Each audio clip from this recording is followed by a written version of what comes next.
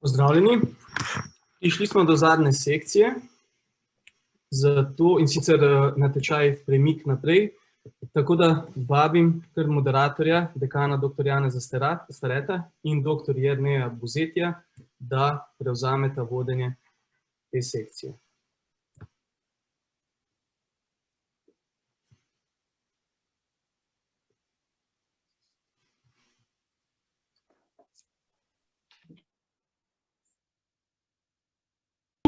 Na razglasitvi zmagovalca natečaja za najboljšo izboljšavo v javni upravi Premik naprej 2021.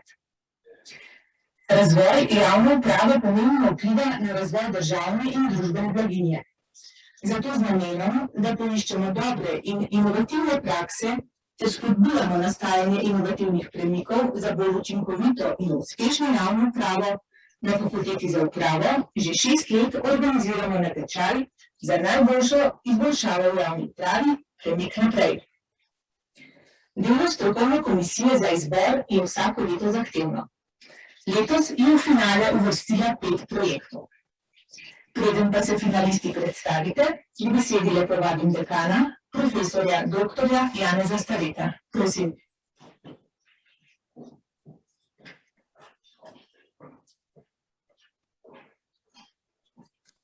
Spoštovani finalisti, dragi udeleženci dela slovenske uprave, cenjeni kolegi. Na Fakulteti za upravo se zavedamo pomena sodelovanja, zavedamo se pomena ustvarjanja okolja ter spodbujanja inovativnih idej za razvoj javne uprave. Ta razvoj je marsikdaj spodbujen s primeri dobrih praks oziroma premiki, ki jih posamezniki, skupine in organi delata v svojih okoljih. Zadnjih nekaj let skupaj z vami poiščemo dobre, uresničljive in uresničene ideje, ki ne smejo ostati neopažene, predvsem pa tiste, ki so dejansko naredile nek premik naprej. Dobre izkušnje, uspehe je vredno deliti tudi z drugimi. Zadovoljstvo opažamo, da to ugotavljate tudi vi, saj zanimanja za natečaj precej. Tako smo tudi v letošnjem letu prejeli prijave in, kot je bilo že rečeno, izbrali 5 finalistov. Natečajna strokovna komisija, ki jo sestavljajo strokovnjaki s področja javnega sektorja, je imela pri ocenjevanju in presoji prav težko nalogo, saj so vse poslane izboljšave izkazovali premike, bodisi na sistemski, bodisi na operativni ravni, nekatere so vključevale nove informacijske rešitve, spet druge prenovo poslovnih procesov, spremembe okolja, pravnih in drugih norm ter spremembe v organizacijskih strukturah in pri zaposlenih. Komisija je pri presoji upoštevala aktualnost predstavljenega premika, njegovo inovativnost, učinke in širšo družbeno korist. Tudi sam sem bil član te komisije, zato lahko potrdim, da so finalisti v prijavah izkazali vse omenjene vidike.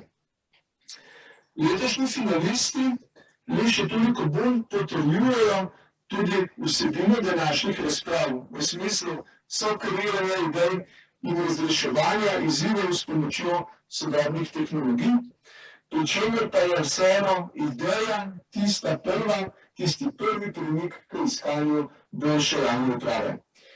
Spremembe v družbi v zadnjem času pospešene s hitrim razvojem in široko uporabo informacijske tehnologije zahtevajo neprestano prilagajanje novim situacijam in izkoriščanje širokega razvojnega potenciala.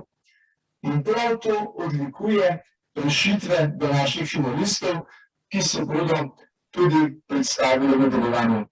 Vsem finalistom izrekam iskrene čestitke za izkazane premike in ki ob premisleku nudijo tudi ideje za spremembe, nadgradnje in pa inovacije tudi na drugih področjih delovanja javne uprave. Tako čestitke, zdaj pa ponovno kar povabilo k predstavitvi. Hvala lepa, gospod dekan. Torej, v nadaljevanju bodo sledile predstavitve, vas pa že ob tej priliki res prosim, da se držite časovnega okvira in predstavitve naj ne bi bile daljše kot 5 minut. Sledili si boste po abecednem vrstnem redu imena projekta. Najprej nam bo tako Vrhovno sodišče Republike Slovenije predstavilo projekt elektronske sodne dražbe e-dražbe. Nato bo Arhiv Republike Slovenije predstavil projekt Slovenski elektronski arhiv, informacijska rešitev e-arh.si. Sledilo bo Ministrstvo za javno upravo s projektom z identifikacijo in e-vročanjem do varnih in celovitih elektronskih storitev javne uprave. Četrto bo na vrsti Ministrstvo za finance s projektom Osebni portal mFRAK. Nato pa nam bo tudi za Ljubljana predstavil projekt QR Premik naprej do še bolj trajnostnega turizma. Pa kar začnemo s prvo predstavitvijo, prosim.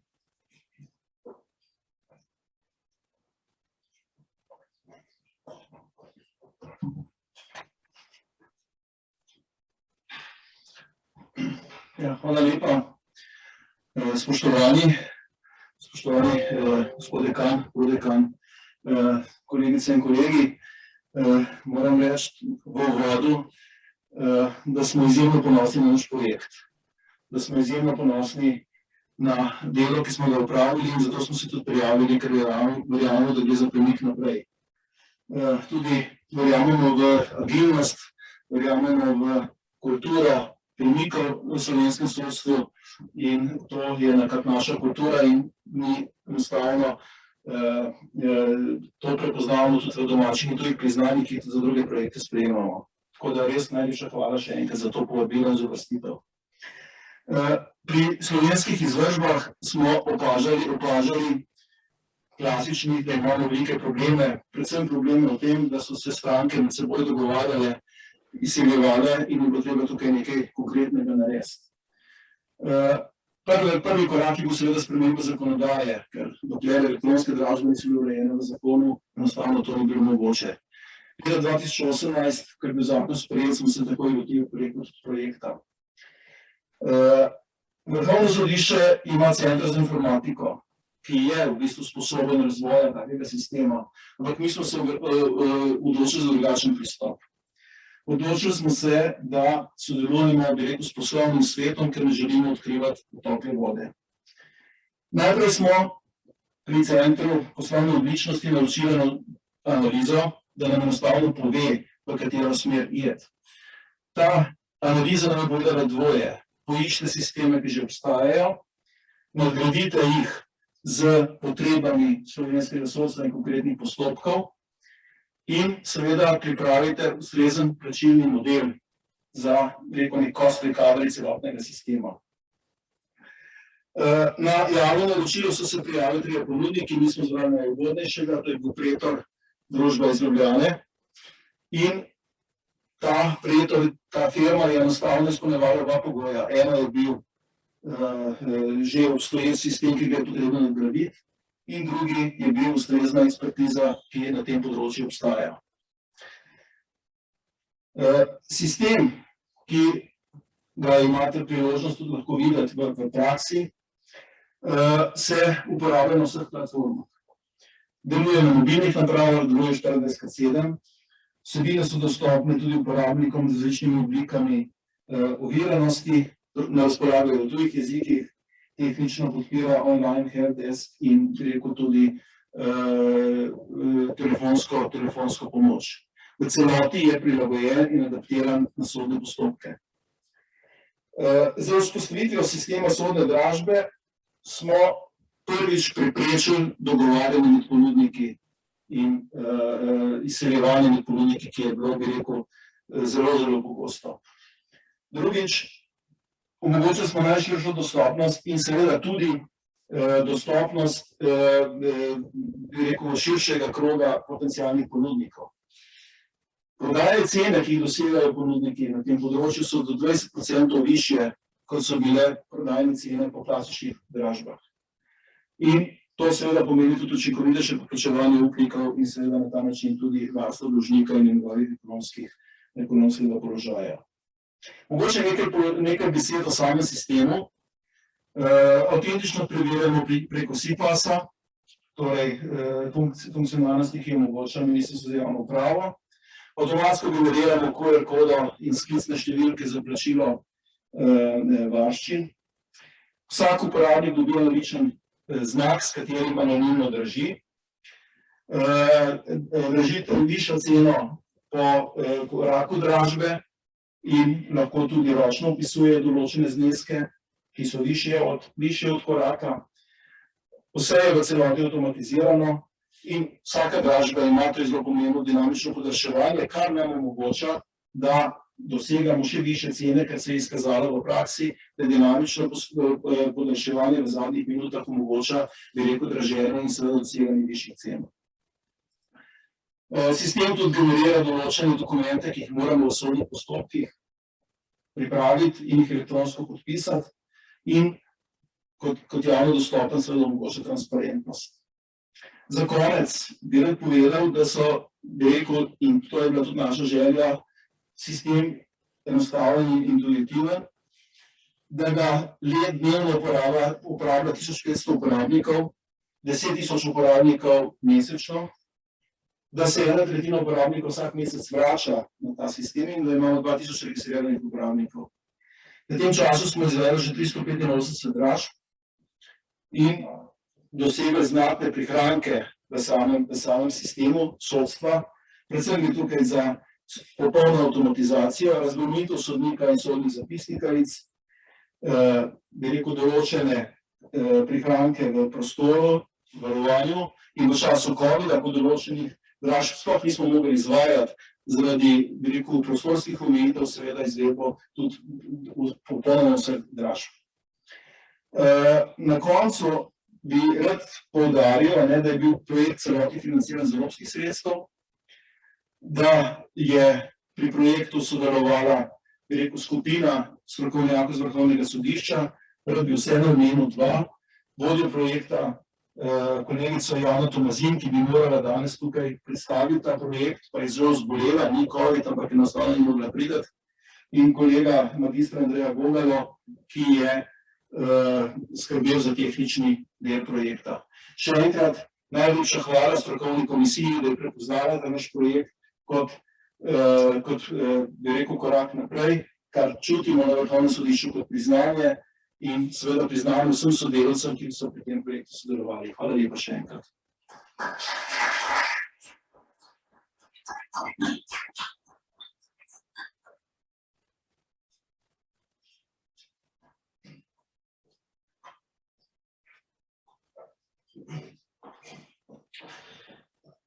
Cenjene dame in gospodje, spoštovani kolegi, vsi tisti, ki nas spremljate tudi preko video povezave, lepo pozdravljeni v imenu Arhiva Republike Slovenije. Tudi jaz bi se rad seveda najprej lepo zahvalil predvsem strokovni komisiji, ki nas je uvrstila v tale finale in je nam že to zelo veliko čast in za nas predstavlja že zelo velik uspeh. Namreč po eni strani se zavedamo, da delamo dobre stvari, po drugi strani pa seveda, če bo kdo drug to prepoznaje, pa še to boljše. Rad bi samo za uvod povedal to, da je ta projekt Slovenski elektronski arhiv se je začel že daljnega leta 2008, vendar pa smo v zadnjih letih, predvsem pa v zadnjem letu nekako tekli finiš in prišli do res utipljivih rezultatov, ki jih bo predstavila moja kolegica in vodja projekta Tatjana Hajtnik.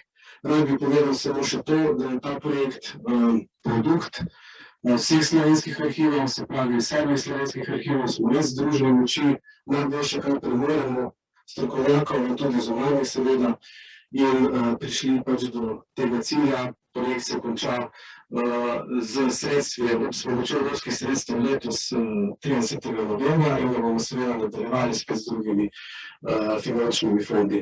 Tako da kar predajam besedo Tatjani Hajtnik, prosim. Ja, hvala lepa še tudi za meni za besedo. Bom kar nadaljevala. Zdaj sistem elektronskega slovenskega arhiva EAR.si združuje seveda kopico ambicioznih informacijskih rešitev, ki posegajo v vse sfere življenjskega cikla arhivskega gradiva. Skladen je z mednarodno priznanim standardom ISO 14721 oziroma referenčnim modelom OAIS, deluje na lastni organizacijski in informacijski infrastrukturi in predstavlja seveda varen, zanesljiv in zakonsko skladen sistem za varstvo slovenske kulturne dediščine v upravljanju javnih arhivov. Zdaj, dejstvo je, da je digitalno gradivo mnogo bolj ranljivo kot papirno, podvrženo je različnim tveganjem in ga seveda to moramo prepoznati in seveda, da ga bomo ohranili za naše zanamce, to zahteva stalen angažma tako ustvarjalcev kot arhivov, ki smo pristojni za to gradivo od samega nastanka. Zdaj, Zato, da smo lahko pristopili k rešitvam, smo najprej posodobili pravne podlage, s katerimi smo natančneje opredelili zahteve glede postopkov upravljanja z digitalnim gradivom in pa tudi zahteve glede same potrebne infrastrukture kot platforme za to. Da bi se ustvarjalci lažje soočili s tveganji pri obvladovanju digitalnega gradiva, smo seveda pristopili k pripravi neke enotne metodologije, vse to potem tudi podprli z različnimi delavnicami in seminarji, kjer smo ustvarjalce seznanjali s temi metodologijami. Metodologijo bomo podprli tudi z namensko programsko opremo. Trenutno je na voljo za naše ustvarjalce 100 licenc, ki jih lahko pridobijo pri Arhivu Republike Slovenije. Ker je zakonska zahteva, da imajo ustvarjalci tako imenovana notranja pravila za obvladovanje digitalnega gradiva, smo posvetili veliko pozornost tudi temu delu in sicer smo pripravili katalog znanja na podlagi tega programe usposabljanj. Ta usposabljanja tudi periodično izvajamo in jih bomo izvajali tudi v nadaljevanju, ter na to tudi pripravili, zdaj sem rekla, izobraževanje in usposabljanja. Vse to, torej ureditev pravnih podlag, obvladovanje področja tveganja, dolgoročnem ohranjanju arhivskega gradiva in pa področje notranjih pravil, vse to je potem služilo za podlago, da smo postopek arhiviranja lahko tudi digitalizirali. Pripravili smo tako imenovana tipska strokovno-tehnična navodila, s katerimi ustvarjalcem predpišemo obseg, postopek in način izročanja tega arhivskega gradiva, ker vemo, da običajno, ko ustvarjamo kakšne dokumente, te shranimo v formatu, v katerem je dokument nastal, smo pripravili seznam formatov, v katere lahko pretvarjamo te dokumente, te zapise in s tem zagotavljamo njihovo dolgoročno dostopnost. Hkrati pa pripravili tudi seznam pretvornikov, validatorjev, s katerimi potem izvajamo te pretvorbe in preverjamo te pretvorbe. Ker je postopek izročanja arhivskega gradiva se v preteklosti izkazal kot zelo kompleksna naloga, v kateri smo se morali za ustvarjalci veliko usklajevati, pogajati, da ne rečem, smo seveda potem pristopili k pripravi programskega orodja urejevalnik SIP, s katerim ta dejansko postopek priprave in izročanja arhivskega gradiva standardiziramo in seveda s tem tudi olajšamo celotno zadevo. Lahko rečemo, da smo digitalizirali postopek priprave in izročitve arhivskega gradiva od ustvarjalca k nam v arhive. No, pozabili nismo tudi na arhivsko gradivo, ki nastaja pri naših Slovencih v zamejstvu in v tujini. Zato, da pridobimo sezname tega gradiva oziroma evidence tega gradiva in popis tega gradiva, smo v okviru teh rešitev pridobili tudi programsko orodje, ki je brezplačno na voljo tem ustvarjalcem in lahko vse te zadeve potem s tem orodjem tudi uredimo. Ko prevzamemo Ko prevzamemo arhivsko gradivo od ustvarjalcev k nam v arhive, smo seveda potrebovali za to ustrezno infrastrukturo in zato smo vzpostavili, tako kot tudi nam predpisi določajo, pač neko skupno infrastrukturo, ki vključuje tudi 3 lokacije. S tem smo uresničili torej vse zahteve predpisov. Še posebno pozornost pa smo namenili prostorskim podatkom kot enih pomembnejših tipov arhivskega gradiva in obvladovanje tega področja je zahtevalo svojo infrastrukturo, svoje programske rešitve, vse skupaj pa seveda integralni del tega sistema e-arhiva.si. Zdaj, kar je bilo nujno potrebno, smo vzpostavili tudi računalniško omrežje Slovenske javne arhivske službe za delovanje vsega tega pa smo potrebovali tudi ustrezno programsko opremo. Tukaj bi posebej izpostavila rešitev, ki se je tudi v svetu pokazala kot rešitev, ki jo trenutno nismo našli nikjer za naše potrebe. Zato smo pač morali poiskati svojo, gre pa za to, da je del arhivskega gradiva vključuje tudi podatke, ki so varovani z zakonom in je potrebno potem take podatke anonimizirati, preden gre to gradivo v uporabo. In ta postopek smo pravzaprav avtomatizirali, če hočete digitalizirali. Prej smo namreč morali gradivo natisniti, prekriti s flomastri, še enkrat skenirati, no zdaj smo pa pridobili in ustrezno prilagodili ustrezno programsko opremo, s katero smo pač zagotovili prihranek pri času naših zaposlenih za izvajanje takšnega postopka, pa ne nazadnje tudi velik finančni prihranek. Namreč izognemo se s tem velikemu tiskanju papirja in pa potem še dodatnemu skeniranju tornarja in tako naprej. Zdaj, samo varnost celotnega sistema je seveda treba zagotavljati, v ta namen smo postavili tudi ustrezne sodobne nadzorne sisteme. Še posebej pa smo zadovoljni, da nam je uspelo v tem projektu tudi uvesti ustrezne dokumentne sisteme oziroma en standardiziran dokumentni sistem Karpan v naše pokrajinske arhive ter s tem zagotovili avtomatizirano pač to poslovanje, ki je do sedaj teklo ročno preko Worda, Excela in podobno. No, še v okviru tega, kar smo uspeli narediti za same arhive, da smo vzpostavili center za digitalizacijo, s katerim dejansko nam je omogočeno, da lahko sami v lastni hiši digitaliziramo različne tipe gradiva, kot je to tudi mikrofiši, mikrofilmi in tako naprej. In pa predvsem občutljivo gradivo, tako da zdaj ne rabimo več skrbeti za to, da gre to gradivo iz hiše. Prav tako smo vzpostavili digitalni filmski arhiv, ker hranimo tudi filmsko gradivo, tudi kot integralni del. Zdaj posebno smo ponosni pa na tole rešitev, ki pomeni digitalizacijo postopka iskanja, potem naročanja in pa izposoje arhivskega gradiva. S to rešitvijo zdaj uporabniki končni ne potrebujejo več hoditi fizično v naše čitalnice, ampak lahko to počnejo pravzaprav direktno doma iz kavča, kot je to moderno reči, ne.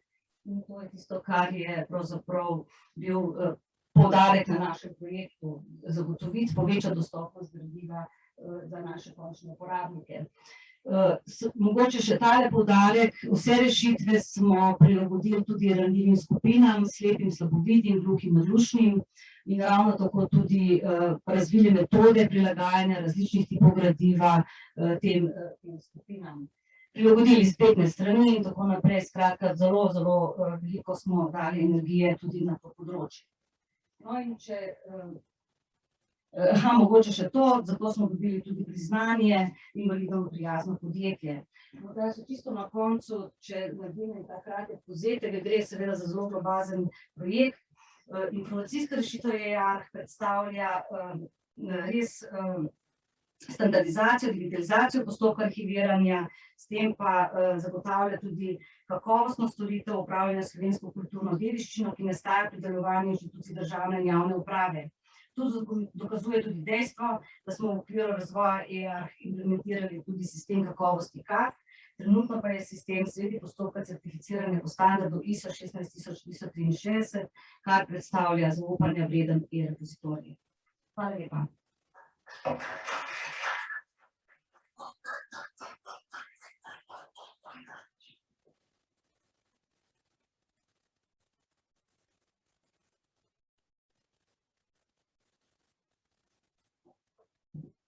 Pozdravljeni.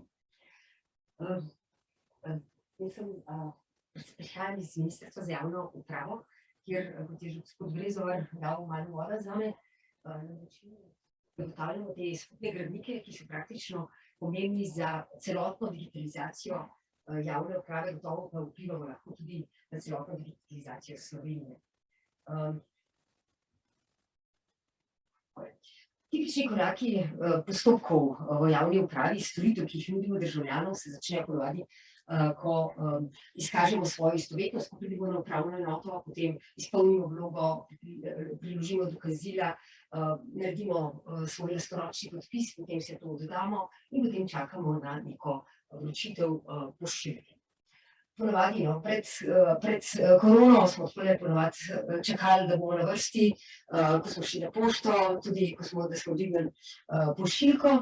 Zdaj, korona je seveda pospešila ta zahtevnost nas kot uporabnikov, kot tudi samih inštitucij javne uprave.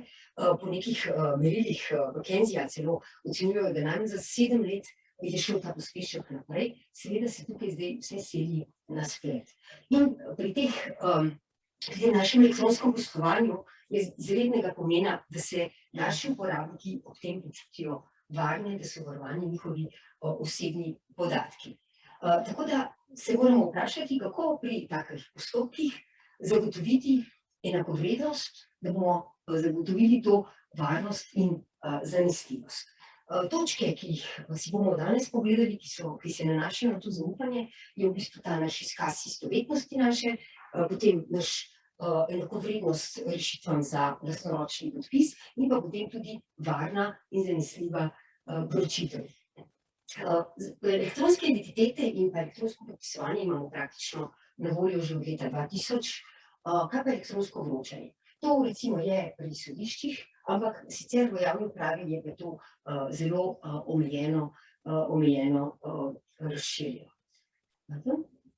Mi smo v vseh teh letih, to se pravi leta 2000, smo dosegli komaj 25% državljanov, ki so sposobni, ki imajo neke elektronske identitete, bodi si digitalna potrdila ali pa mobilno SMS-pas identiteto, da so sposobni elektronsko poslovati.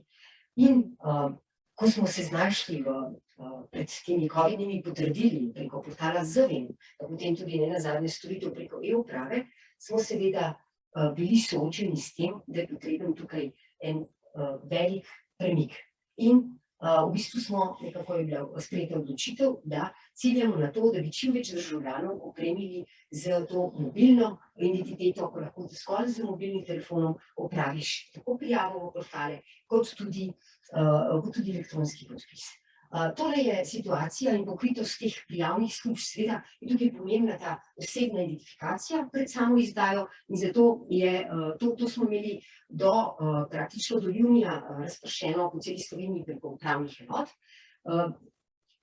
Potem pa smo zelo v kratkem času vzpostavili krat 3 ta mesta, kjer lahko naši državljani oddajo vlogo za, predvsem te nova so namenjena pridobitvi SMS-pas rešitve.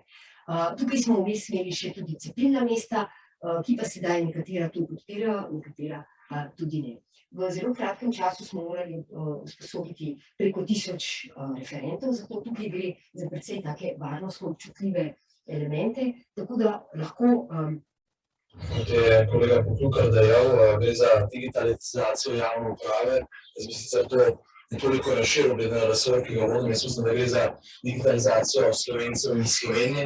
Lahko povem, da v preteklem tednu je bilo več kot 25,000 javnih vlog odoberanih in vsebnih v sistem, kar pomeni, da je 25,000 Slovencev dobilo SMS-pas in vstop ne le do ZVEN-a, temveč tudi do e-davkov, do e-VŠ, do e-SPIZ-a, torej do vseh storitev državne in javne uprave, ki bodo potrebovali ne le zdaj, v času epidemije in za potovanje oziroma olajšanje potovanja, temveč tudi pozneje. Hvala ministru, 40 sekund ne bilo. No, to je bil pa potem končni rezultat te akcije, tako da smo praktično pridobili potencial, to so na novo oddane vloge, skoraj 138 tisoč ljudi. To se pravi, ta del smo nekako pokrili, sedaj pa je vročanje. To je pa nekako vidimo kot ta premik 2 in sicer je vročanje pač je potrebno tako med inštitucijami, kot tudi seveda do državljanov in do podjetij in tudi čezmejno. Mi smo sedaj, bomo ta ciljno situacijo bomo postopoma, cilj bomo postopoma uvajali, trenutno pa imamo preko 100 inštitucij, z vsemi izpostavami jih je celo preko 200, ki dejansko lahko že danes medsebojno izmenjujejo vročitve po ZUP-u trenutno in pa tudi do državljanov Republike Slovenije. V ta namen si lahko državljani odprejo varni poštni predal na portalu e-uprava in tukaj imamo okrog 50% državljanov, ki so to dejansko že izvedli. Kar je zelo nazoren podatek, kakšen učinek prinaša sama ta odločitev. Nedavno je bila podpisana krovna pogodba za pošiljanje v fizični obliki in to so zneski ocene 269 inštitucij za prihranke. Tukaj smo sodelovali različni deležniki, različne ekipe na samem ministrstvu, seveda pa nas čakajo potem v prihodnje še veliko takih premikov, zato da bomo dosegli to zadovoljstvo vseh nas in pa predvsem naših državljanov. Hvala.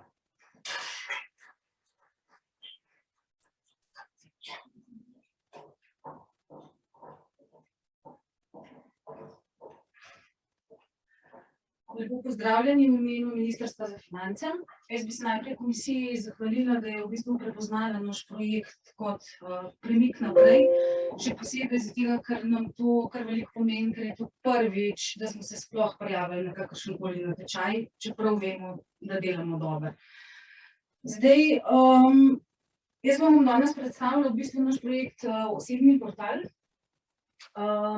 Na Ministrstvu za finance se stalno trudimo v okviru našega projekta in pa seveda tudi drugih projektov, ki jih izvajamo, k večji digitalizaciji poslovnih procesov.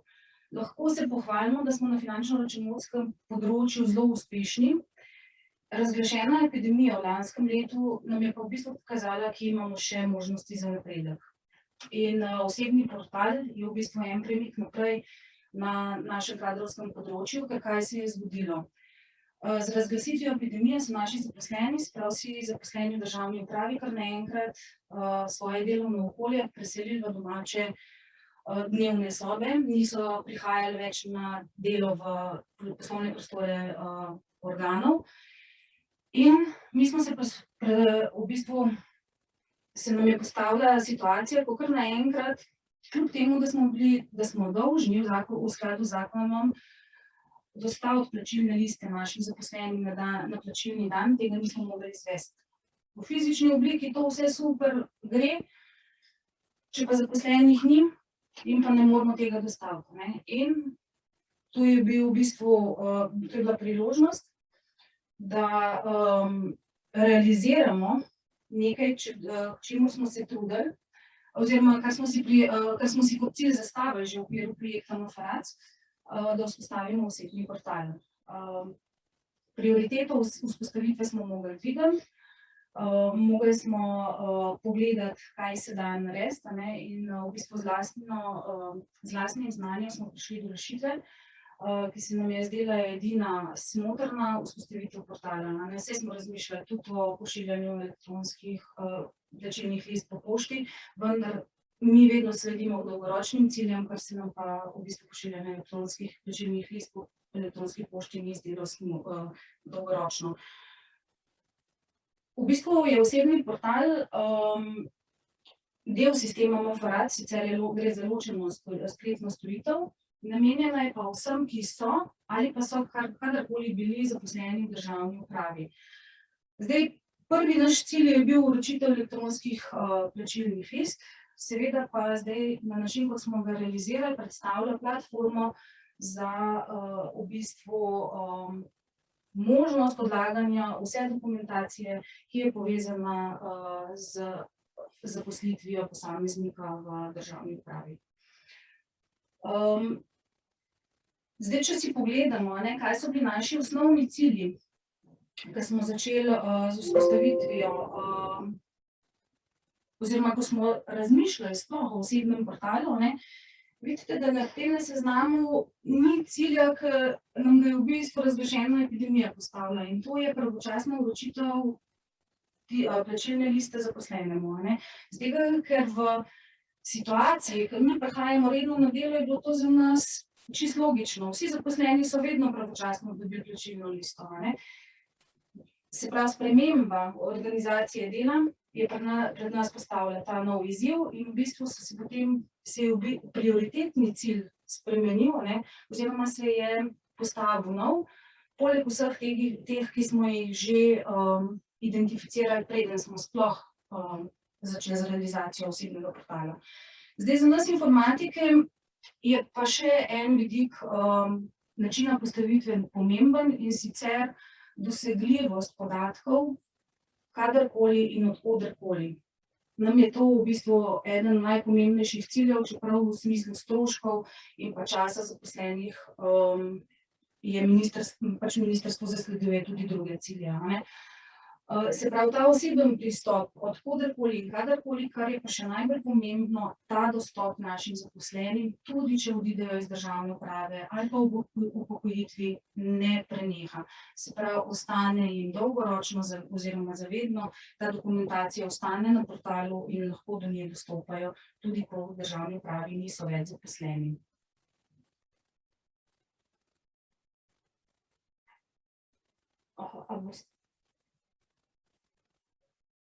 Ne, tole. Ne.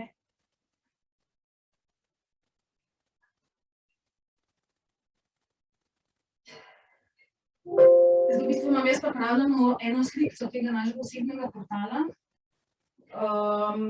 Sem tukaj malo za občutek, kako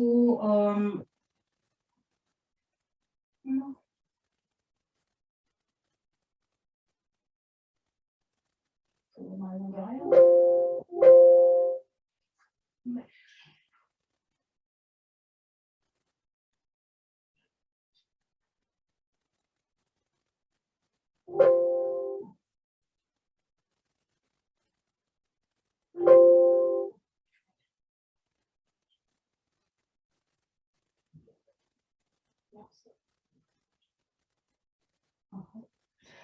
Hvala.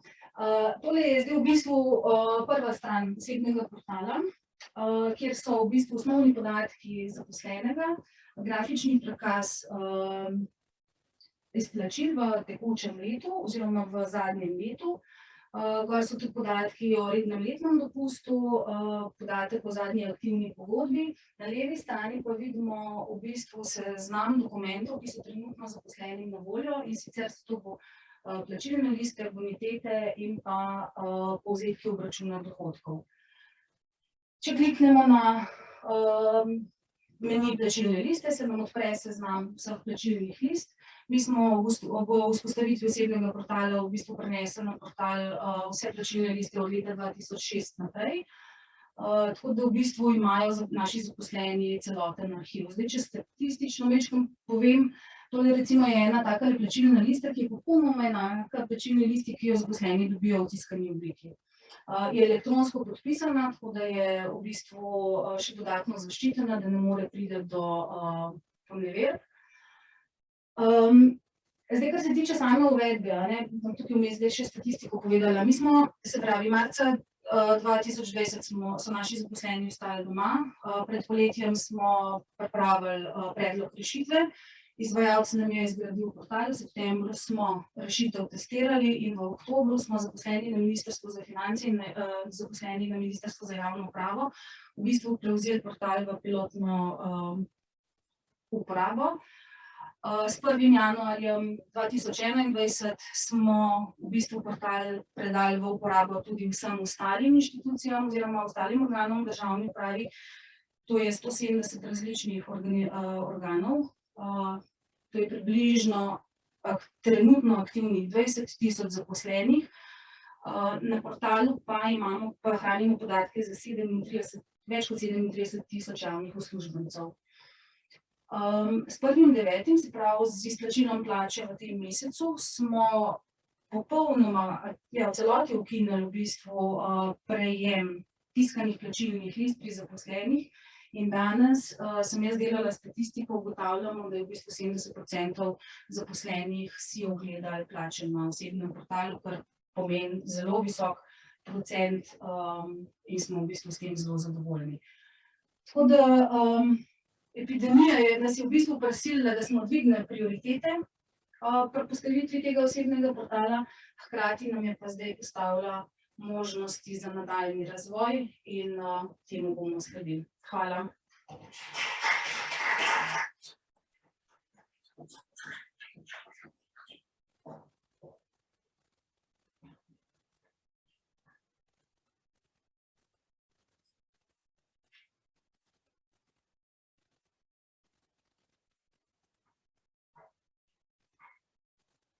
Spoštovani, pozdravljeni. Sprva bi se zahvalil vsem govorcem pred menoj. Pa vsem vašim premikom, ki državljanom in občanom polepšajo oziroma olajšajo življenje. Zahvalil bi se Fakulteti za upravo za organizacijo Premika naprej, ki predstavlja motivacijo pa nagrado za ves trud, ki ga v javni upravi investiramo v izboljšanje in izboljšanje naših procesov. Jaz bom govoril v imenu Turizma Ljubljane glede našega premika oziroma naše inovacije oziroma kluba Premik naprej do še bolj trajnostnega turizma. Tudi v Turizmu Ljubljane oziroma turizem nasploh je bil ena najbolj prizadetih in je ena najbolj prizadetih panog, kar se tiče covida. Pred nami se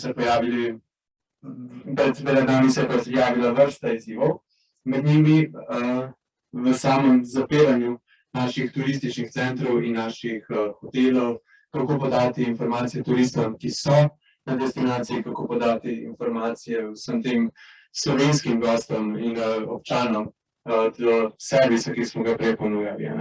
In prva taka rešitev se je pojavila, da polepimo naš turistični center s QR-kodami, ki omogočajo dostop do najbolj zaželenih tiskovin in uporabnih informacij, in so tako lahko vsi tisti mimoidoči, ki bi prej vkorakali v turistični center, enostavno z uporabo mobilnih telefonov ali tablic prišli do želenih tiskovin.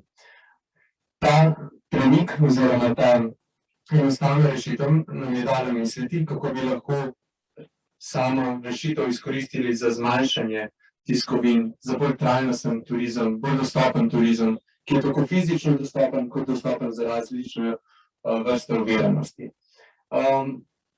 Prva stvar, ki smo jo pogruntali v tem, je bila, da vsem našim hotelom in partnerjem pošljemo seznam najbolj pogosto uporabljenih tiskovin v obliki take brošurice oziroma A4 formata, ki so ga lahko ponudili vsem našim gostom na destinaciji, tako v namestitvenih obratih hotelov, hostlih ali pa Airbnb-jih. In druga stvar, ki smo jo pa naredili, ki je znatno pripomogla k zmanjšanju tiskovin, pa je digitalni zemljevid središča mesta. Gre za izboljšavo v smislu, da so prej turisti in obiskovalci turističnega centra prišli na turistični center, so si zaželeli zemljevid, naš informator pa jim je z nalivnim peresom oziroma kuljem narisal gor po njihovem zemljevidu, oni so si ga potegnili, pogledali in čez nekaj časa, ko so zapustili destinacijo, je ta zemljevid pogosto končal v smeteh. Sedaj, ko turist pride na turistični center, ga počaka informator, ki na svojem računalniku lahko izriše njegov pot za turista, skupaj z njim oblikuje izbrane aktivnosti, turisti pa potem potegne tole aplikacijo dol oziroma dostop do zemljevida kar prek QR-kode. Če pogledamo tukaj na tem zemljevidu, na desni strani je kuli, potem pa po končani uporabi imamo na levi strani link do QR kode, ki se lahko potegnejo dal na tablični in podobno. Ta digitalni zemljevid smo poslali tako hotelom in ostalim namestitvenim obratom, da delijo s svojimi obiskovalci in smo dobili res čudovite in pozitivne povratne informacije. Naš premik naprej oziroma inovacija mogoče ni tako obsežna, kakor samo obsežen nekateri premiki inovacije, ki smo jih danes imeli priložnost poslušati. Je pa ravno čar tega v tem, da lahko s takimi enostavnimi rešitvami, torej premikom miselnosti naše, in s tem, da namesto tiskanja tisočev in tisočev letakov, zraven enega letaka postavimo še QR kodo, ki je tehnologija, ki obstaja in je zastonj, in si jo bo mnogo kateri obiskovalec z lahkoto pomagal.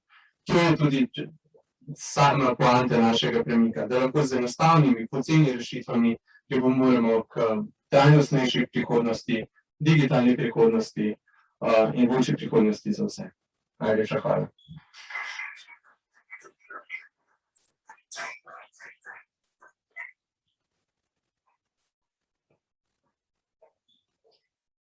Hvala lepa vsem vam finalistom za vaše predstavitve.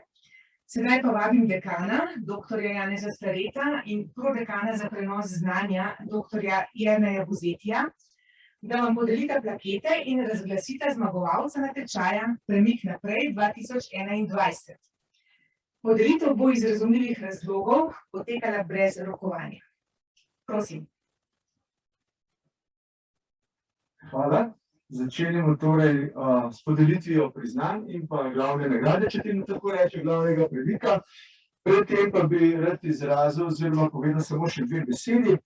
Kot člani strokovne komisije, ki je pregledala prijave in izbrali zmagovalca, so povedali, da je pri zmagovalcu treba posebej izpostaviti zlasti dva vidika premika, po katerem je komisija soglasno sprejela odločitev zmagovalcev. Prvi vidik je nedvomno aktualnost obravnavanega problema in njena korist, predvsem tudi širša dostopnost, enostavnost in pa prijaznost uporabe.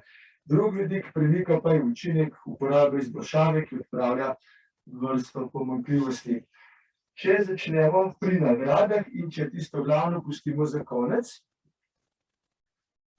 Priznanje za uvrstitev v finale na natečaju Premik naprej 2021 prejme Turizem Ljubljana za projekt QR Premik naprej do še bolj trajnostnega turizma.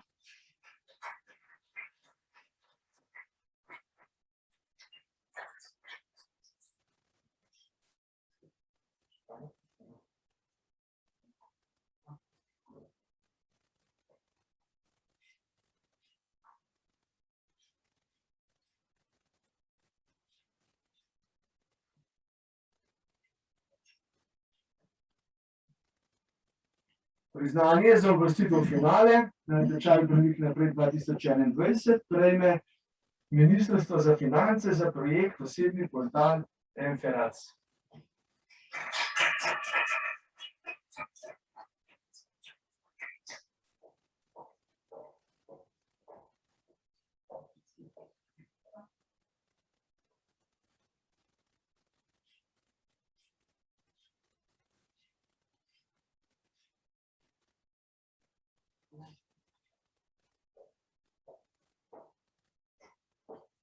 Priznanje za uvrstitev v finale na natečaju Premik naprej 2021 prejme Ministrstvo za javno upravo za projekt za e-identifikacijo in e-vročanje do varnih in celovitih elektronskih storitev javne uprave.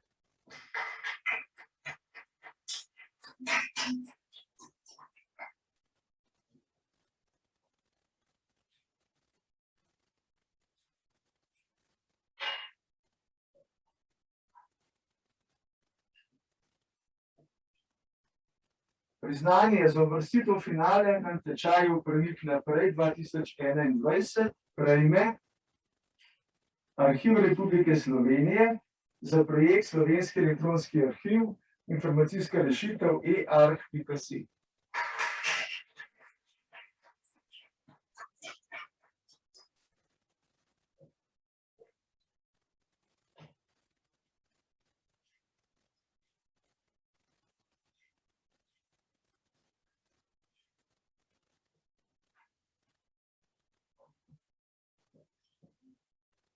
In priznanje za najizboljšavo javni upravi na tečaju Premik naprej 2021 prejme Vrhovno sodišče Republike Slovenije za projekt elektronske sodne dražbe e-dražbe.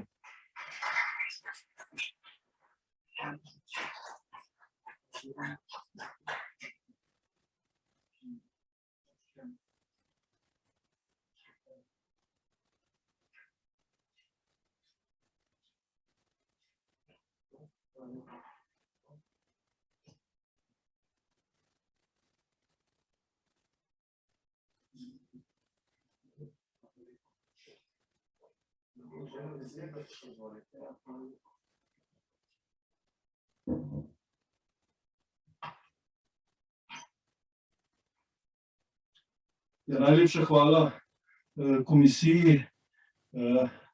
Moram reči, da sem presenečen in ganjen v tej konkurenci nad tem priznanjem.